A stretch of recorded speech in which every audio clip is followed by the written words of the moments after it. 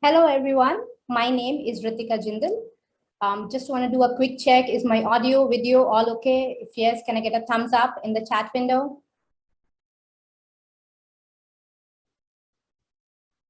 Great. Namaste and welcome. Thank you so much for taking the time to join us today. A very good afternoon and good day to all of you. A few years back, decisions were made on a gut feeling. But now we are witnessing the change, where be it our food, health, commute, learning, or our lifestyle, all the decisions are driven by data. With our India launch today, we are helping to help you accelerate your growth with data and produce the gold that many are searching for. Before we start the event, I would like to mention a few house rules. This is a Zoom webinar, so audio and video will be disabled. If you have any questions, please use the Q&A on the right side of the panel. We would really appreciate if you could upload the questions for us to answer. Please use the chat window to share your comments and thoughts. We'll start the event by introducing She Loves Data, followed by a panel discussion. We'll end the event by introducing our community channel for all of you. With that, it's a great honor for me to introduce our CEO and co-founder of She Loves Data, India, Yana. An avid data and diversity advocate, she's also the CEO of customer data platform tech startup Miro. With that, I'll hand it over to Yana. Thank you so much, Ritika, and hello, everyone. I'm really super happy to be here. We've been waiting for this moment for quite some time. We were slowed down by the pandemic, and now it's really fantastic to be here and launching our activities in India. And I want to thank you 2 times, double to be here today, because it's a Mother's Day, and it's fantastic that you are spending this 1 hour with us. Let me tell you, I just take a few minutes to tell you how this all started and why we're here and what we try to achieve with the movement that actually started here in Singapore in 2016 by, creating a safe space for women to ask all the questions they had about data and technology, and to create a space where we can enable professional women to come to the table and learn about all the new trends, because we realized in the last decade that data is here to stay. That's one. And second, it is actually part of not only the tech industry and the professions in data science, data analytics, but it is a part of every profession nowadays almost. And what we realized is that women should and have to take the seat by the table to drive the economy. And the economy is driven with the support of technology and data. And now as well is increasingly becoming digital. So we see this as a great opportunity, and we want to empower women to drive and future-proof their careers in this data-driven world. Hence, we are here, and we hope that you will help us to drive these messagings and tell your sisters and friends and mothers and daughters to join the community, to learn and take part of the trainings that we are putting together. We are addressing 3 gaps. And we started with the middle gap that you see here, the technical skills and basically the knowledge gap. The knowledge gap was about that, we all have, and I can start with myself. I started, decades ago, and I realized that my education is actually very obsolete in today's world. And I talked to many women who told me, I don't even know where to start to learn about data, technology, and all the new trends that are upcoming. Hence, we said, okay, let's create this space where we can learn together. But what we realized as we started to put together all those courses is that the hard knowledge is not enough.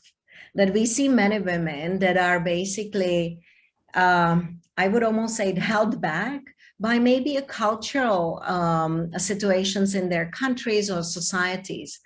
Or they maybe don't know how to negotiate for their salaries or how they negotiate for switching, in their professional careers.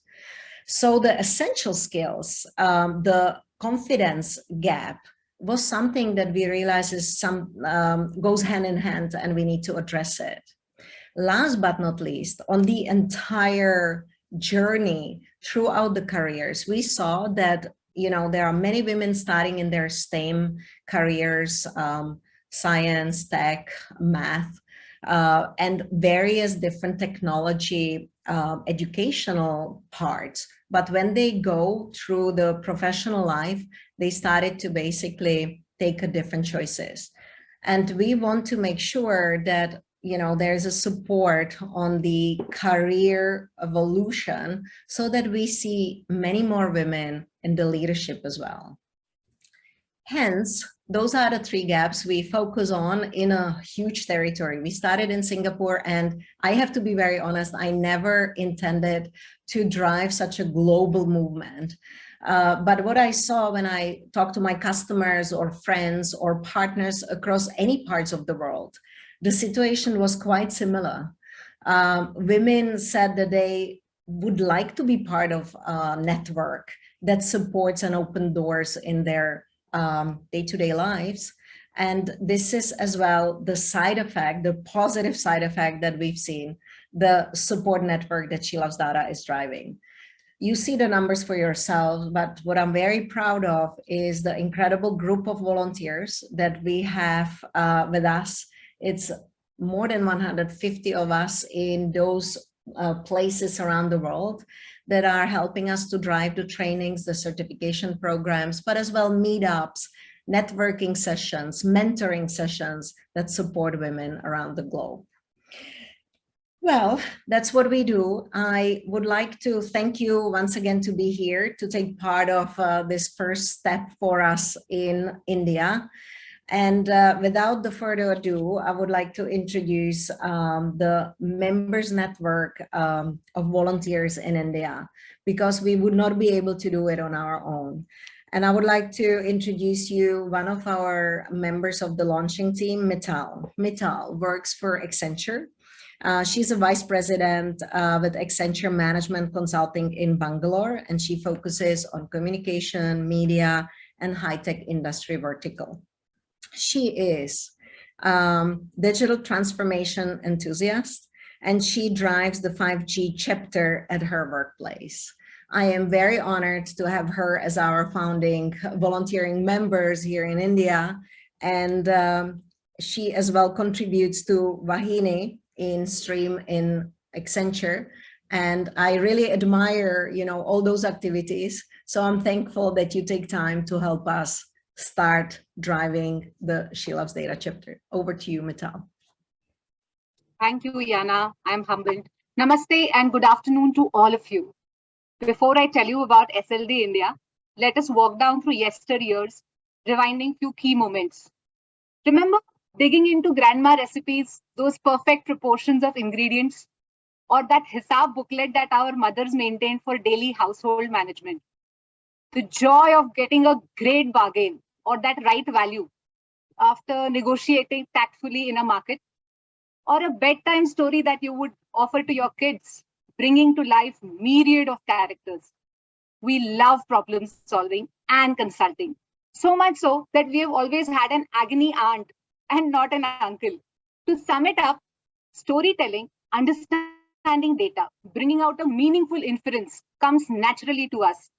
And hence, science of data is in our genes. To play to our strengths and grow together with an exponential trajectory, we present to you India chapter of She Loves Data. India is a country of 1.39 billion people, 48% women.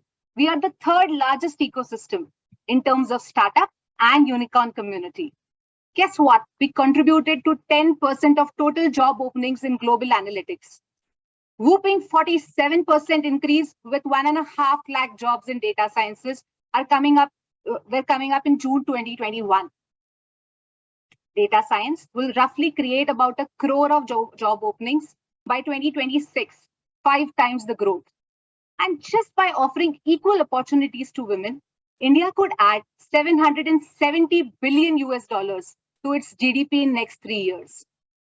As India aims to become a global hub for manufacturing, artificial intelligence, and related technologies, data science professionals are poised to play a pivotal role in helping businesses to generate actionable insights. Sheila's data team realizes this and enables all of us to be part of this success story.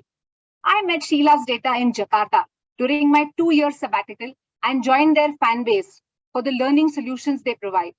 I'm so pleased to introduce you to my wolf pack, women who fuel SLD. You already know me. I am Meetal. My colleague Shilpi designs and develops fintech products that fuel the BFSI industry. Ritika is a certified yoga trainer and builds the enterprise data lake using cloud technologies. Garima wears multiple leadership hats, but at core, she's a passionate trainer in big data analytics. Shrishti is an inspiring example of career reboot as she switches her career from operations to data analytics. And Ashwini drives innovation through data analytics, insight-driven process transformations with low-code automations. Jyoti has been building brands across categories and sectors in India and is a mentor to young women who want to accelerate their career journeys. India women are set for growth, be it freshers, non-tech professionals, tech lovers, business leaders, or family makers. Let us be a thriving community that meets, learns, and grows together, works hard, and parties harder. Join Sheila's data to simplify technology, learn together, and create a sisterhood that uplifts each other. Ritika will now share the learning path with you all. Thank you. Thank you, Mithil. That was a great reminder of how data has been in our lives for centuries. We are so thrilled to share our 2022 learning roadmap with you all. So our roadmap is categorized into 4 areas: data and technology, essential and digital skills, and informal meetups. Those times are gone when decisions were made by 4 men sitting in a room. Now we have data and women in the room to make decisions. So under data and technology, we'll be hosting our signature course on Introduction to Data Foundation, where we'll be talking about data structure, engineering, science, and many other aspects of data and analytics. We have understood data, but to make it informative, you need a language which enables you to use the data. So our next session will be a hands-on workshop for Python, which will be a great session for anyone who has no prior experience to coding. We also have an upcoming workshop on NoSQL databases at the end of this month and a data modeling session using Apache Cassandra in June. While we are learning about data and technology, it's very important that we learn how to put ourselves out there. There are a lot of essential skills we need for our growth: how to build our own brand, negotiation skills, career development, and mentorship programs. After pandemic, there has been a sudden rise in digital skills, such as content writing, web scraping, web analytics, which are much needed for anyone to stay up to date. So we'll be having a refresher course on digital marketing and a lot more sessions under SLD digital program. We'll also be hosting informal meetups, virtual and in person with the community to discuss various topics such as leadership, public speaking, health, wellness, and digital quotient. With no further delay, I'm now passing the stage to the moderator of our main event, Aparna Saxena. Aparna is an entrepreneur, vegan, and feminist, and CEO of Toraja Melo, a sustainable fashion business in Indonesia. She is also the co-founder of Vriksh Impact Partners in India and Asian lead for Sheelab's Data. Over to you, Aparna. Hi, Ritika, and hello, everyone. It's really an honor for me to be here. And as I was sharing with our panelists earlier, that this India chapter has been in making for a long time, and we're really glad to see it to fruition. I would directly want to now jump into introducing a really august panel. These are extremely accomplished and inspiring women we've been able to bring on board for this panel discussion. And as I call out the names, please unhide your videos and I think wave a hello before we jump into the panel discussion. I'll start off with Aditee Rele. Aditee is a business leader at Microsoft with experience in leading transformative engagements with large enterprise, strategic partnerships with independent software vendors, and technical strategy for customers to build a healthy cloud business. She has a strong technical foundation in digital technologies, cloud-native applications, and large-scale enterprise application architectures. She's led tech evangelism to build niche skills in students, developers, and also women in tech. Her experience expands multiple geographies, US, Australia, UK, and of course, India. She's also a digital influencer and a technical speaker on everything related to cloud and digital technologies. And of course, I cannot stop but mention that she was honored with the coveted Founders Club and Platinum Club Circle of Excellence Award by none other than Bill Gates for outstanding contribution at Microsoft. Welcome, Aditee. It's great to have you here. Thank you. Next, I move to Shalini. Shalini is a tech entrepreneur with over 2 decades of global tech experience across multiple industries and countries. And that led her to founding Pivot Technologies, which is a Dubai-based cognitive innovation company. She then extended her work to India, where she has teamed up with another entrepreneur, Arunima Patel, to co-found NurtureAI. This women-led tech startup offers supply chain traceability for companies to become circular and more sustainable. She is a former Gartner and IDC analyst, passionate about writing on how technology can intersect with business and society. She is a columnist at College Times and a contributor to Forbes and The Quint. She's often invited to speak at industry events. And in fact, interestingly, she has co-authored a self-help book, Pole Kilimanjaro, A Little Extraordinary in an Ordinary Woman's Life. Shalini, by no means are you ordinary. And last but not the least, I'm delighted to welcome Gopali Raval Contractor. Gopali is the Managing Director of Artificial Intelligence Advanced Technology Centers in India for Accenture, ATCI, and she leads the asset development and technology team in AI capability across the 5 practices of machine learning, natural language processing, image analytics, speech processing, and virtual agents. She also leads industry engagement groups and industry group leads who collaborate with teams to identify business problems that can be solved using AI.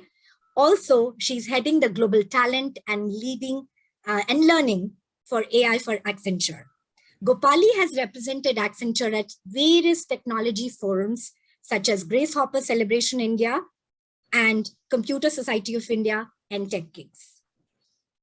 So let's kick it off, ladies. How is it feeling to be here? It's absolutely awesome, Aparna. Fabulous. Congratulations to the entire SLD team for this launch. Amazing to be here. Absolutely, Great. and humbled as well. So really good work that you guys do. So thank you for inviting us. So let me jump into the question, the first question, which essentially is referring to the topic we have here. Maybe Gopali, I start with you since I introduced you the last and then I would have Shalini and Aditee, please do jump in, is what is a data-driven culture?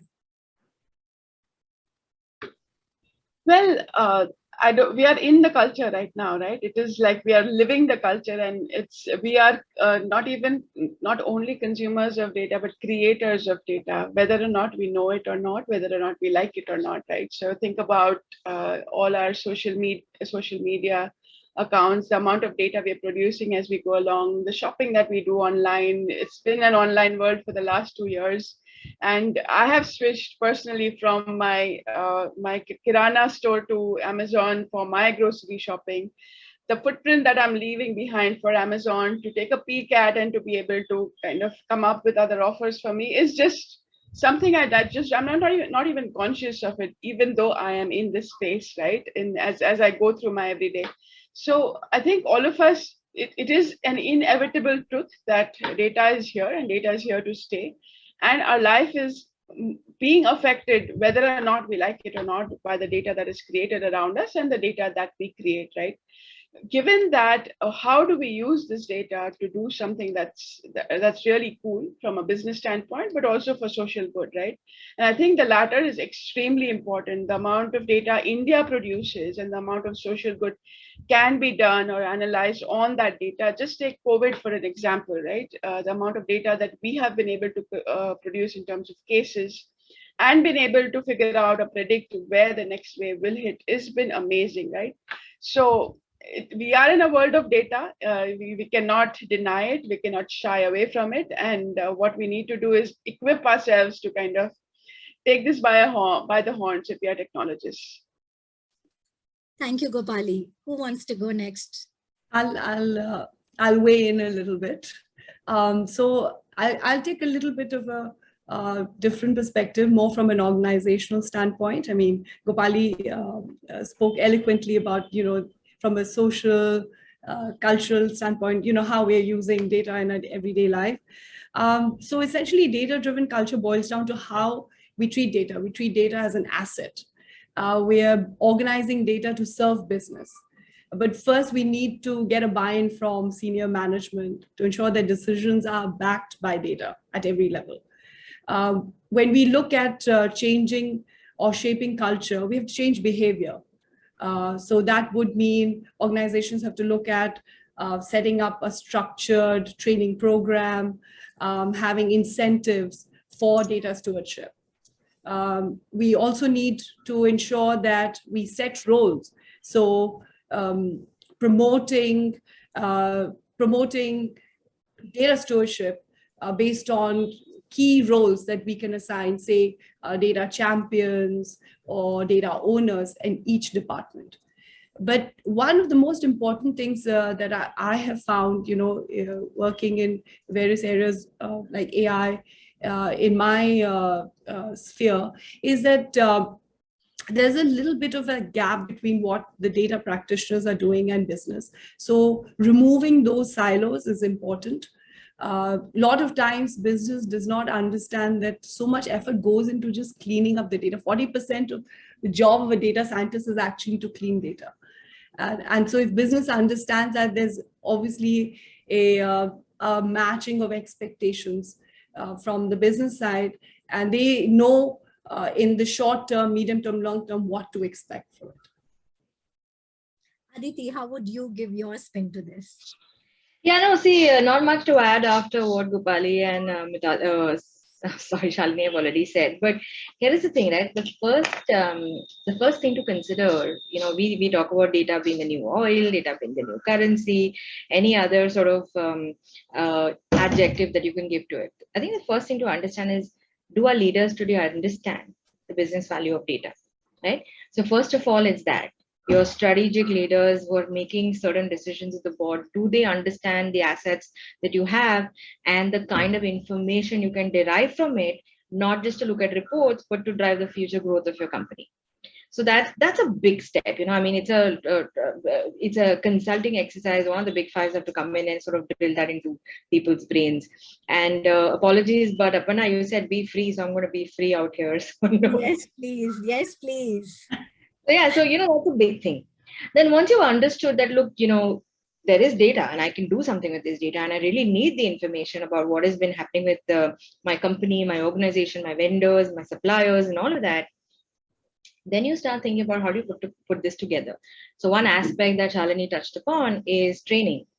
So the thing is, a data-driven culture actually affects your people, your processes, your tools, whatever else you're putting together to run your organization. It affects not just the people who are in the IT team doing the development. It affects the guys in marketing. It affects the guys in business. It also affects, staff functions that we don't consider as important in the world of data, like HR. It affects everybody downstream in terms of how they should look at the same piece of data and derive information that you want. And then as you're going through the journey, which is also it's an extensive journey, and I'm a firm believer that if an organization is going down this path, the person who holds these strings to all of this, maybe the CIO, maybe the CDO, should be a part of the board, because that is when he'll be able to sort of really drive the decision making downstream. And then you look at tools and technologies that really enable this. So it's very easy to say, yeah, I've lots of data, let's go run some reports, right? But you today have the ability to pull in structured, unstructured, social, email, and whatever data that you have. Is data literacy really what it should be, or are you just looking at rows and columns and saying, yeah, that's my data, I'm going to build out of it? So I think this entire thought process around creating a vision for yourself around, yes, I believe in the business value of data, and therefore I need to change my tools and processes and, train my people and get them to become data driven in terms of culture. We call it data literacy, is critical. So that's how I'd like to put it. Okay, so stay with me here because I'm going to start with you now. So we discussed and we've understood what a data-driven culture is like. Now let's talk about a problem very close to home. So about India is how can we accelerate the growth of women, in data, in the world of data? And Aditee, let's start with you, and then Shalini next, and then Gopali. And please, add your pearls of wisdom. And I'm hoping each of you brings on some very interesting points on what we should be doing. Yeah, so this I've been thinking about for a bit, and here's the thing, right? There are two ways to think of this. The first way to think about it is, do we need women in data? Why do we need women in data? And then secondly, do we have the right kind of trainings and right kind of information and learning and what have you available? And the second part is really simple to understand or to sort of experiment. The work that She Loves Data is doing. I just saw the training programs you guys are launching. All of that will take care of the second part. The first part to my mind is a very interesting way. Today is Mother's Day, right? Look at an everyday life of a mother. You're like juggling with fuzzy logic, right? You're listening, you're observing, you're learning, you're unlearning. Your kids are throwing some yuppie terms at you that you've never used in your life before. And if you had used, you would have probably been thrown out of the house for a couple of hours by your parents. So all of that is happening. You're sort of trying to, predict what your kids are going to do, what your maids are going to do, what your husband is going to behave like. A lot of things are happening in a women's mind. And, it goes to that a typical joke that we see, right? How are men and women's brains wired? Men's brains are a typical flow chart. If yes, do this. If no, do this. If yes, do this. It's like a black and white thing. Women's brains are wired very differently. And I think there is a scientific proof also to say there is more correlation between the left and right side of the brains of the hemispheres in a woman as compared to men. Now you take this back to what is a data-driven culture, right? Any data-driven culture that is thinking of prescriptive, predictive data is based on AI. And for any AI to be successful, it has to look at multiple dimensions. It can't be a black and white. Right? It has to look at multiple dimensions in decision making. It has to learn from its past mistakes and so forth. So for me, these two elements just fit like a T. The way we are wired and the way we can drive multitasking and I might get a lot of flack if there are any men on this audio or whenever they listen to this, but the way we can do multitasking, the way we can analyze, the kind of different dimensions we can look at while making decisions, that is what is going to really create this data literacy that we talked about. So for me, I mean, how do you make it happen? What is the need for women to be here is very clear. How do we make it happen? We've got She Loves Data and the likes who will do that for us. Thank you. Thank you for laying out our job for us. Shalini, please add. But before Shalini starts, Gopali, while you will finish, I'll already like to park my first question. My next question for you all is, while you're explaining how do we get more women in data, please also segue it and connect it to your journey. And then we can, have the others catch on from it. Okay. So Shalini, please, your views. How do we get more women to be part of this? Aditee, you were spot on. Women can do wonders with data. So, I mean, there is a huge skills gap. And I think we're sitting on a huge opportunity, I would say, because if you see the number of vacant jobs that need to be filled in the field of data, that's the opportunity that women have to grab. And since there is an imbalance, and you put it very rightly that in AI will cease to be biased if we get involved. We participate front and center, and then we bring in our own perspective. It is going to make a difference. So I think at a school level, I think women have to be motivated to not make safe choices, to take more risks, to try out new things. So beyond data literacy, Aditee mentioned data literacy, there are different levels of data expertise, both at the business and technical side. Like if you're a digital specialist, you would probably focus on skills in data science, BI, data analytics. You look at big data and look at how you would want to query that. If you're a digital entrepreneur, you'll probably look at data very differently. You look at opportunities, you look at how new business models can come up. We know that senior management is sitting from meeting to meeting, staring at dashboards and Excel sheets, right? And that is really about figuring out the next big opportunity. Where's the next market that's going to thrive? And all that will happen with the training, platform such as this. Jana mentioned, a safe space for women to have a conversation. So peer groups, where data experts, women can come in and mentor each other and help each other. So collaboration between those who know and those who want to know. And then again, of course, lastly, organizations need to step up through their own diversity initiatives and, try to have awareness programs, training programs that are targeted at women. Thank you, Shalini, and Gopali, please. Yes, I think both Aditee and Shalini said most of it. The way I look at it is, and I kind of sell roles in my teams to women on this basis is women read between the lines, right?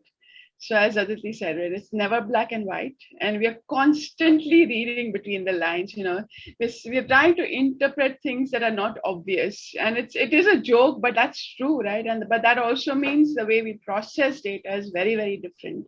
And that's what we need to tap to bring in what we need to do in data science, right? Because it's all about finding relationships in data that is not obvious, right? So I think most of my lead data scientists in my team are women, and I was kind of surprised to see the trend, 2-3 years back, and then I figured out this is why. So absolutely, point on in terms of both Aditee and Shalini, in terms of definitely need to get more women in this space, and the baseline is the training. But there is this whole thing about imposter syndrome, wherein we kind of need to have women take those risks, as Shalini said as well, right? And an example from my journey, a nugget from where I came from, right? Mechanical engineer by training, hated it. I didn't get a job, as a mechanical engineer. So I figured I'd do computer science because that's the in thing to do. Was programming for some, but it was too much of structure for me. Like programming needs structure, it's rules, right? And I'm like, oh my gosh, like I can't do this for my entire life. And luckily for me, I stumbled upon working at MetLife and revamping the entire data warehouse. And that was my, light bulb moment, if you say so, right? In terms of what I wanted to do for the rest of my life in technology. So I think women here already have another Aditee, Shalini, and Gopali talking to you. And we didn't have that when we were, in our journey.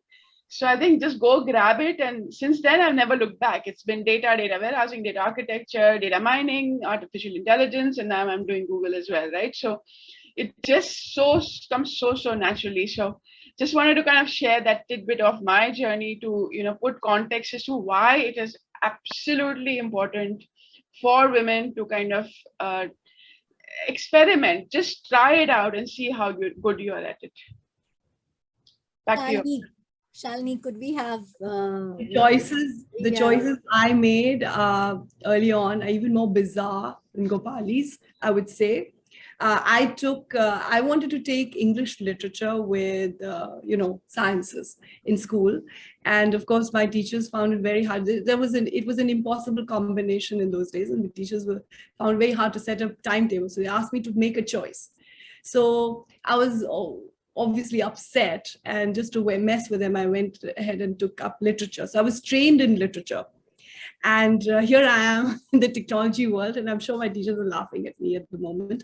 But through that training, I realized that there's a possibility, there's the ability to analyze, and that sort of stayed on with me. I had an abiding love for numbers that stuck. So mid-career, all this came together, and you talk about connecting the dots. When I became an industry analyst, I started to look at patterns in numbers. I started culling out stories in data, and that's when it all came together. I write about technology now. So my two bits is that your learning pathway can start anywhere, and it could go anywhere.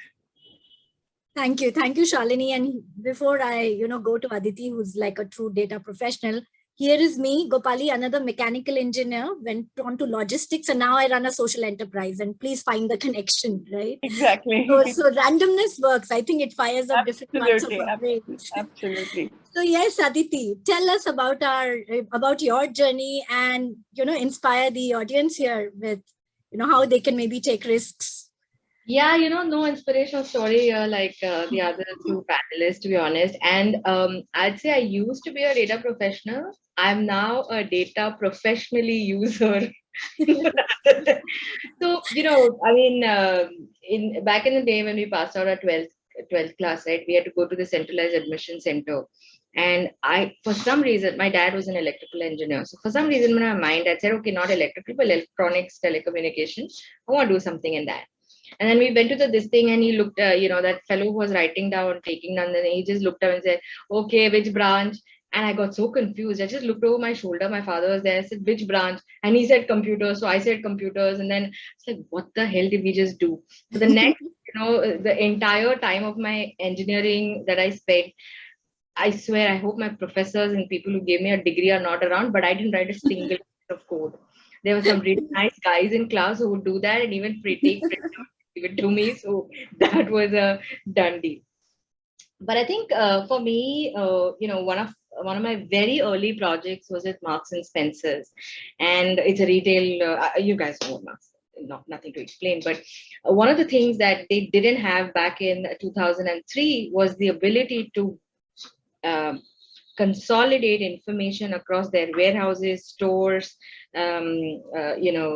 people, the goods that were in transit. And then there were some complexities where one store would call another store saying, hey, do you have a white shirt? Mine are over. And then the guy would send over, and then he would not make adjustments in P&L. So the entire supply chain was messy. And this is a solution they asked us to solve for. That experience, that I spent 3 years on the project, architecting, designing, and also, somebody else wrote the code, but deploying the entire system. I was on site at Marks and Spencer. We were literally looking at every data element, the meaning it brings to the table, how the data will integrate. We implemented Bestock right there, which is an integration service layer, a couple of mainframes talking to SQL servers and Oracles.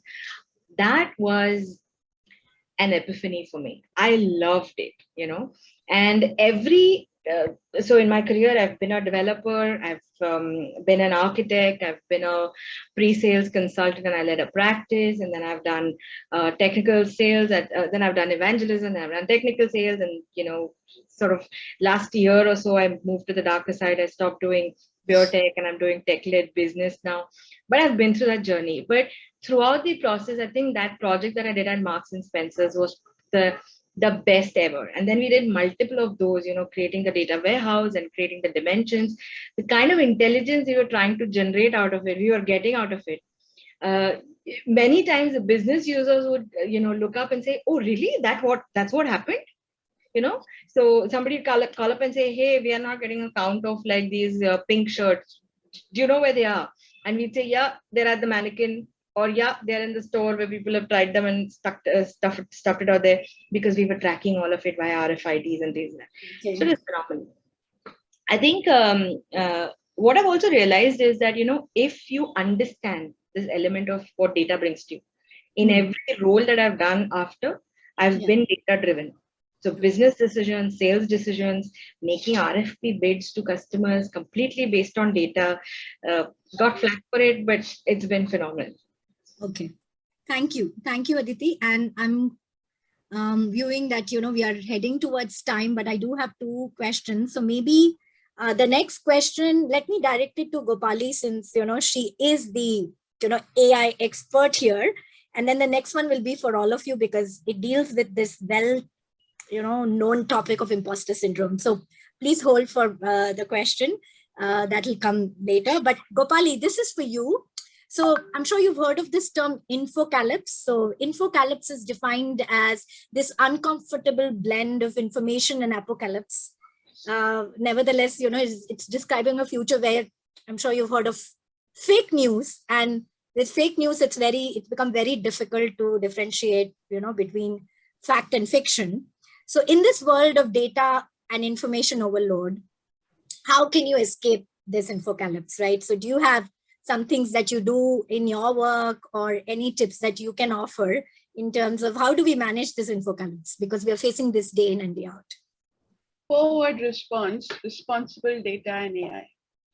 So it's all about, you know, the scary thing about AI, and I might lose my job for this, but is that we are trying to mimic the working of a human mind, right? And we as humans, you know, are not, you know, Aparna is not who she is unless for her experiences, the way you've been raised, your value system, and what have you. There's so many things that have affected by what you are today, correct? And here we are saying, you know, give us 6 weeks, we'll train an AI model with data and then kind of let it loose. And then whatever decision that AI model makes, we're going to go with it. That can't be it, right? There has to be, there's much more to it depending on the criticality of where you're using AI, but there has to be more to it, and there has to be transparency as to why the model made the decision that it did. You know, was there bias in the data? I know Shalini touched upon that a little bit earlier. So the data has to be de-biased. Can we explain why the model did what it did? All part of the responsible AI, data and AI piece. And I say responsible data and AI because the data has to be free of bias, or has to have a valid bias, so that you can kind of train the AI in the right manner, and plus have models that are transparent and explainable, etc. Right? So it's a topic that's, you know, all across. There's a debate happening. European Union came up with their first so-called structure or framework of what responsible AI should look like. India is following forth. I'm working with NASCOM on some pieces of that. So it's you know, it's here to stay, the issue, okay. Infocalypse, and I don't think, but we'll need to understand how to deal with it, is my 2 cents. And I know we are running out of time, so handing it back, Aparna. Okay, so I think this will make for a good topic, right? So possibly next webinar will focus on infocalypse. Okay, so the well-known syndrome of imposter, right? The imposter syndrome. How do we women, because we tend to, let's admit it, we tend to, you know, face it a bit more. So starting with you, Shalini, how do we deal with this imposter syndrome? Please, some practical tips. I think it's related to the whole topic, that we just discussed, which is staying away from the noise, right? Like you can tune out things which make you feel that you're less capable. In my own experience, I've, if I look at how I have dealt with it, I probably try to stay away from thoughts and any kind of idea that I'm not capable.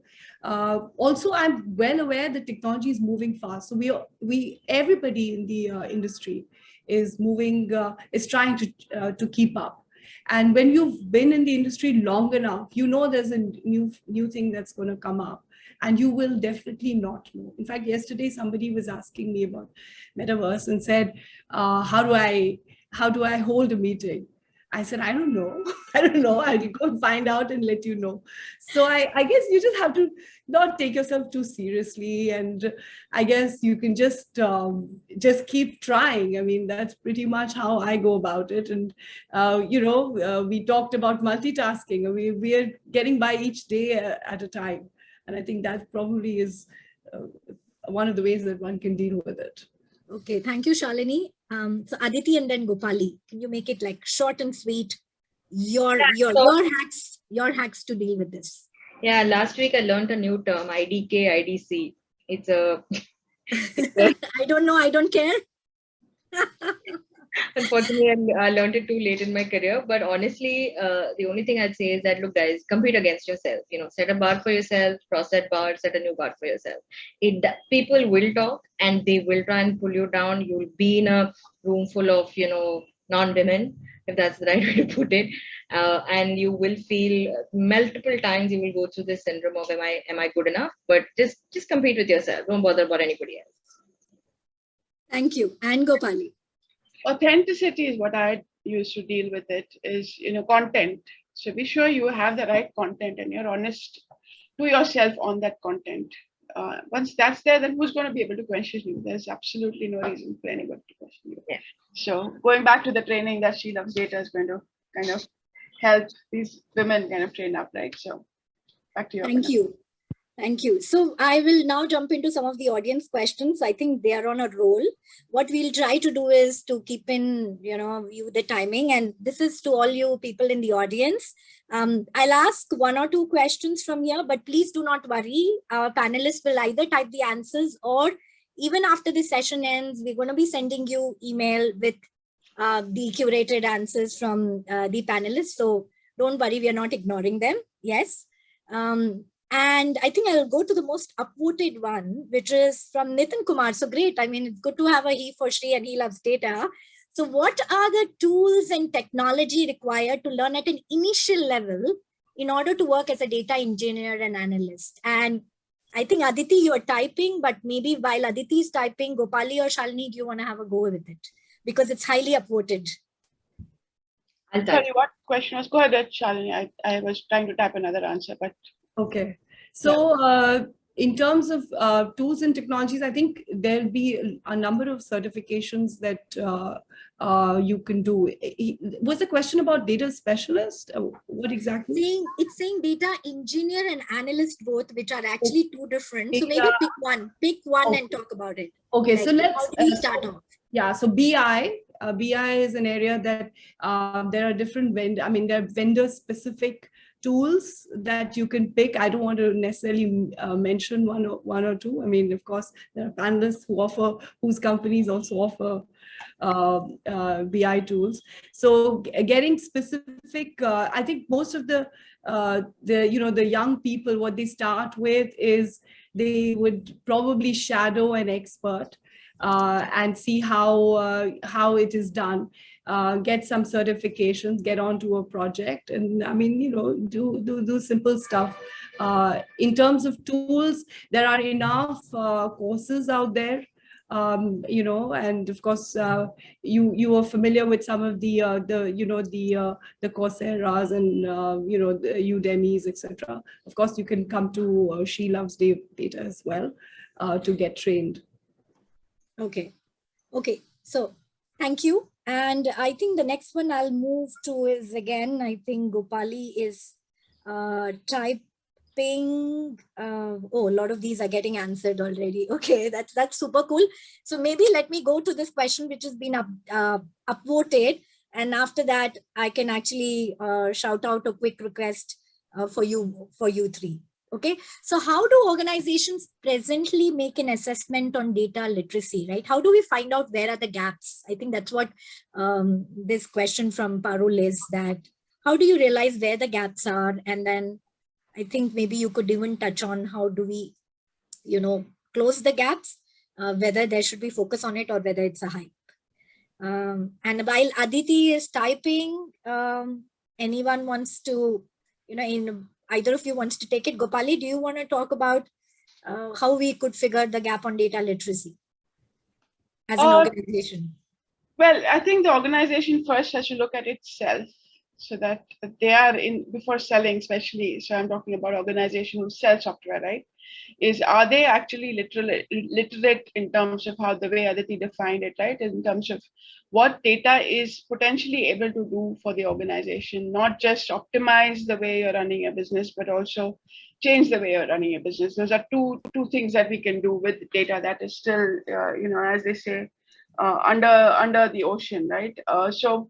I think the approach has to be, and I think we kind of Aditee answered most of it, has to be that there has to be a decision maker in the boardroom in order for the culture of data literacy to be engulfed in it has to be engulfed. There is no other option, because the data that is being produced by organizations is so much. But I know, what the conversations I'm having with the C-suite, I know that we are getting there, but that is the only way to do it. There has to be, a stakeholder in the boardroom to make decisions. Thank you, Gopali. So we are almost hitting time, and I'll be handing it back to Shilpi. But before I do, I have a request from all of you: is please do type in chat your favorite podcasts, books, say articles, or anyone you follow in the world of data, or which can help people who are both new, intermediate, or experienced in world of data to follow. So, your favorites that you would like to basically recommend. And also what I'll request you to type in chat is one advice you would have given to your younger self. Okay. So we'd love to hear that in the chat from you, while I have to now hand it back to Shilpi, because we are, hitting time. But I do want to let everyone know our panelists have agreed to stay back a bit, post the close time. So therefore, if you'd like to stay back and still engage with them, they will be there for about 5 to 10 minutes. So don't worry, we are not running away yet. So thank you all, and Shilpi, back to you. Thank you all, Aparna, Aditee, Gopali, and Shalini. That was really very, very interesting. And since we heard some of the questions coming up on our learning path, what is coming up, I just want to recap on what is already planned. And you are all set to go and register yourself for these courses. For May 28th, we have Introduction to NoSQL Database Workshop, followed by in June on 11th, Saturday, Mastering NoSQL Apache Cassandra Workshop.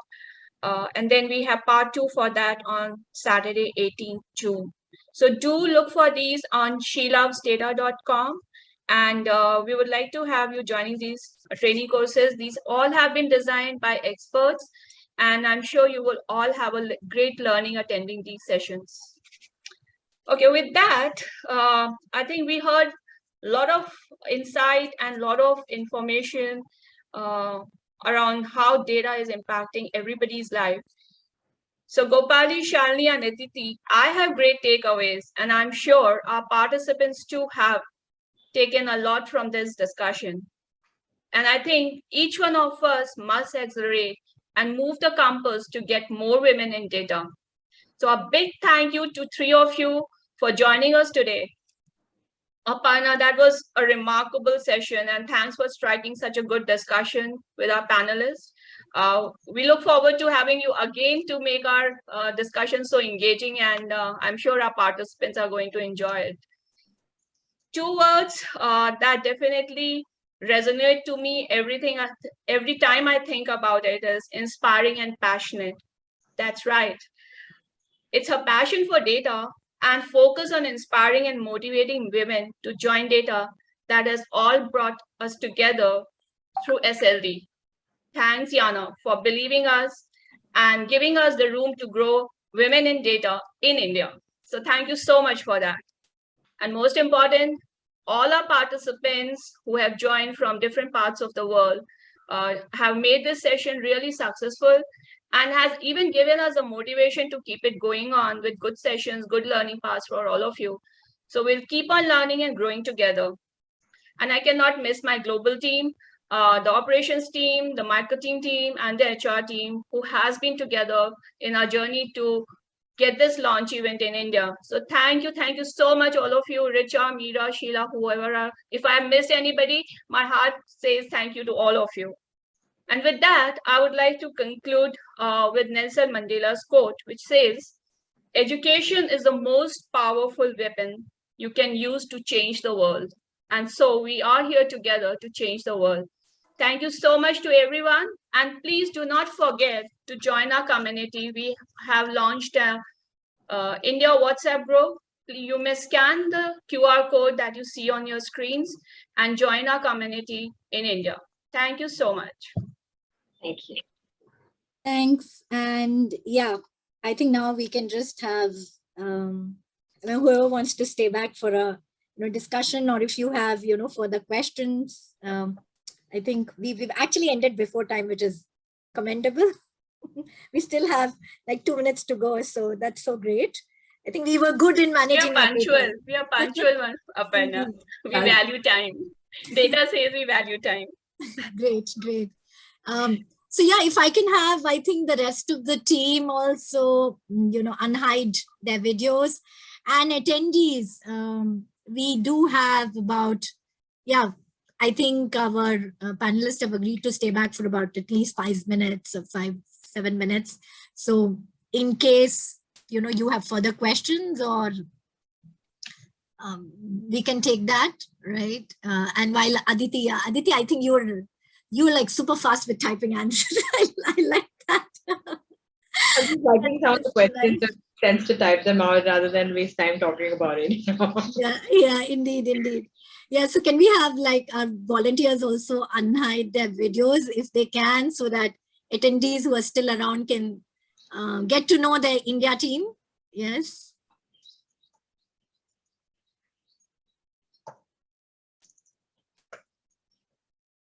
Hi, everyone.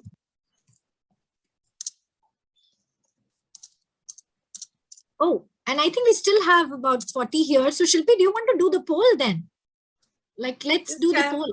We just have a minute. Yeah, we can do the poll. I'll just shoot up the poll. Yeah. Yeah. Just shoot out a poll, because the 38 people can give us. So we had a poll about what kind of workshops or what kind of timings would work. So the first poll question is, which day suits you the best for the SLD workshop or the webinars? We just want to be sure that we plan it and we have maximum participation and you all can have. Yeah, and we cannot vote, but I think Aditee, Gopali, Shalini, your views would be equally valuable because you are in India. So please, kindly let us know. Yeah. It seems a lot of people are interested. We got about how many? Almost 90 votes. 90% votes. I was trying to vote, but it didn't let me. Yeah, so if it's not, analysts won't allow you. Yeah. Okay, let's go to the next one. Could you share the results? Let's see what came out. I think it allows to share. We can just have a quick scan. Sure, just give me a second. Here you go. Okay, we can afternoon. So we can. So we chose a decent slot, yeah. Yeah. Okay.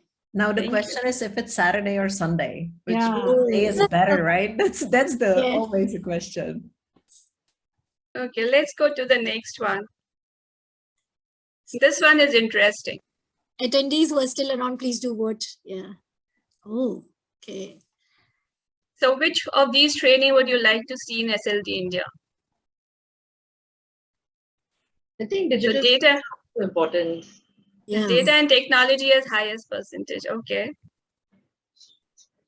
I I think anyway, we will end up covering, but we will focus more on data and tech. And it does tend to be more popular, right? I think this is something we've seen countrywide. It's always like that in every country. It's about 60-70% of interest is in data and technology. And yes, we are. She loves data, so that makes sense. Absolutely. Yes. Okay, so I'll just share the results. I think we got all the votes. Okay. So here we go. So we have 75% voting for data and technology. Wow. Nice. Okay, I think we know one more question. Yeah, one more question to go. I'll just share that.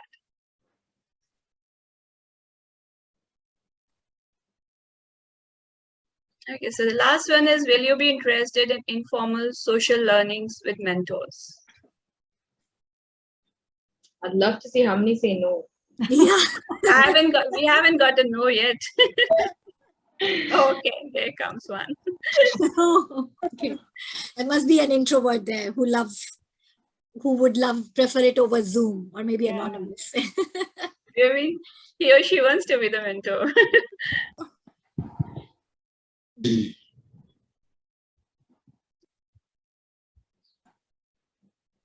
So we do have our attendees who have stayed back.